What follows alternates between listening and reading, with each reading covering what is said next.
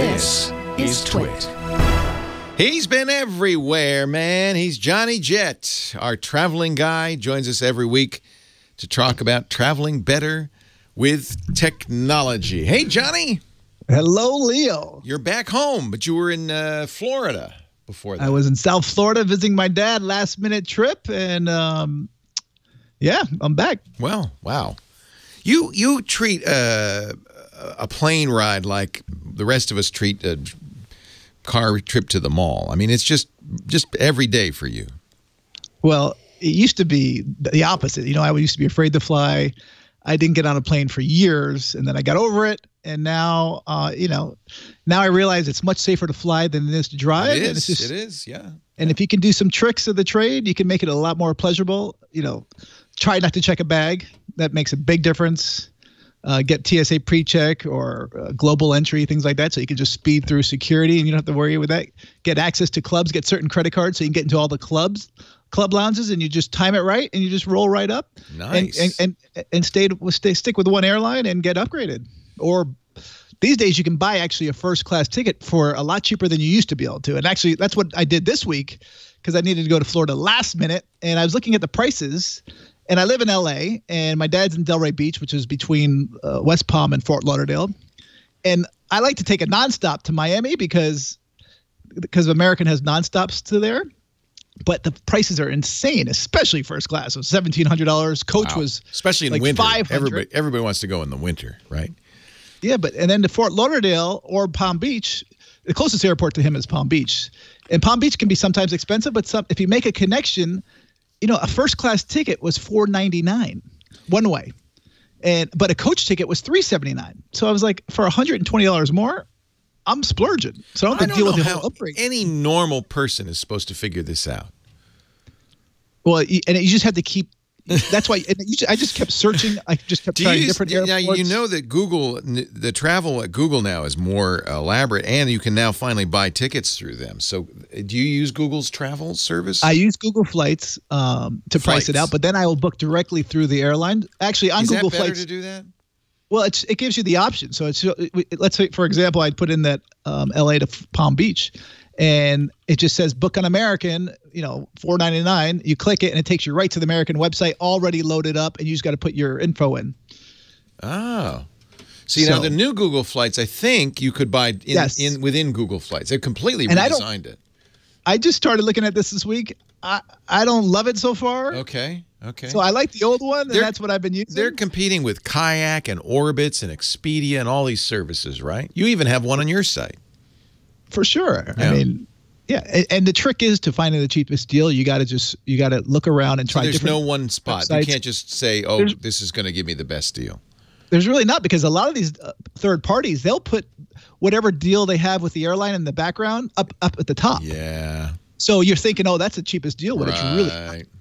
So, and again, you check alternate airports on for where you live and where you're going. Look at making a connection instead of nonstop.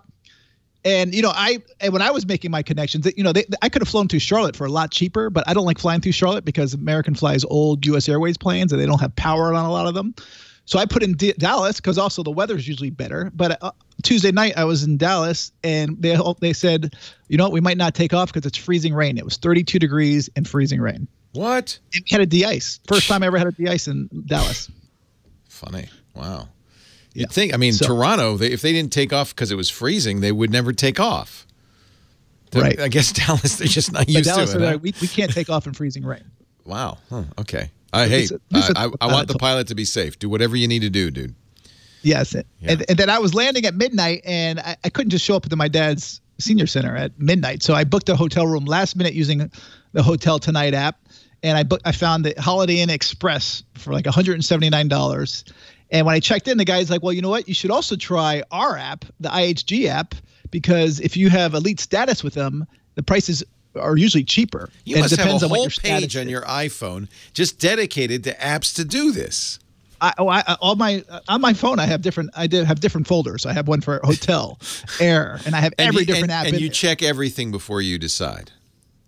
No, I don't. I should. I did not on the IHG one. Yeah. But now I will if I decide to stay there again. Although I made a mistake when I remembered when I check in. Usually when I check into a hotel, I always say, please get me a room that does not have a connecting room door. And sometimes I forget. Yeah. This time I remember. He's like, well, you know what? I checked in at 2:30 in the morning. Yeah. He's like, you get what you get. You get what you get. But always ask for a room without a connecting room door. Unless you're Why? Are you afraid that neighbors will come visit? No, it's well, this hotel particularly had really thin walls. You can so it hear didn't right right through the door. But you can hear everything in the room next door. And always I've had that's happened to me. And you don't even want it if it's your family, let alone strangers. Yeah, and that people are coughing. I mean, I've had it happen twice. Last week I was at the Langham 5-star hotel and I had a connecting room door, and the guy was coughing. And it sounded like he was coughing in my room. Can you ask to be on a floor where there aren't any people? That would be nice. That's your president, maybe. I'd like a floor to myself. Do you mind? Yes. Do you have a site for us today? I do. So actually, I just tweeted it, and I'll put it in the show notes because everybody is worried about getting the flu. And that was one of the things I was worried about. And of course I get on the plane and the person in front of me is coughing and not covering her mouth. And I was like, are you kidding me? And so I gave her a nasty look and I was just about to hand her a mask. And then a seat opened up across the way. And I asked the flight attendant if I could move. But anyway, this map is by the CDC. You carry extra masks? You carry extra masks with you? Yeah, I carry 2 masks, one for me and one for the person who's not covering their mouth. One for the person coughing next to you. That's smart. So, I had a flight to France, an overseas flight next to a guy coughing. I thought this is not going to end well. Oh, I had a flight a couple of years ago to Australia where the lady was just blowing her nose, not covering her mouth, throwing the dirty Kleenexes in the aisle.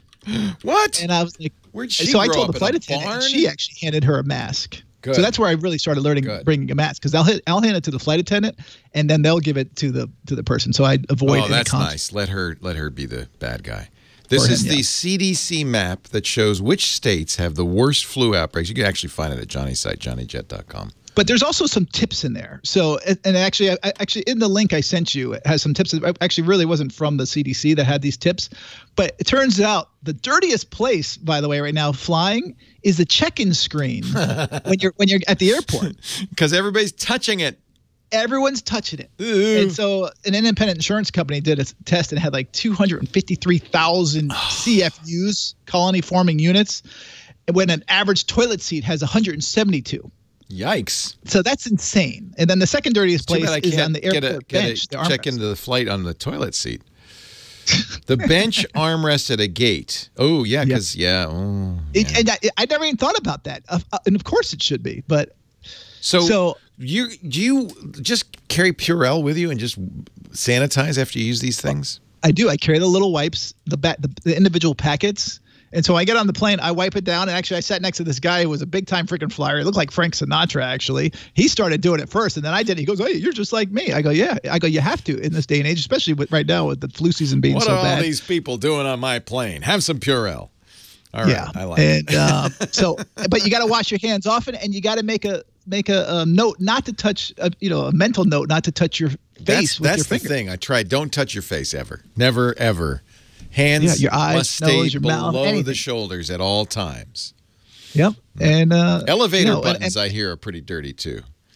Yeah. Basically, I touch everything and put my fingers in my mouth because I want to immunize myself against this stuff. Well, I used to be like that. And Jack gets on the plane and he's biting the seat, kicking the window, and I'm like, oh my gosh, Johnny, this is not good. So that's why he stopped flying for the season. Yeah. Save your app for next week. Don't get the flu. Be back next week. JohnnyJet.com. That's the place to go if you want to see these tips and many, many more. And find the best flights. And, of course, follow him on Twitter where he's got lots of great tips. And Instagram, too, for the pictures. Thank you, Johnny. We'll see you next week. Thank you.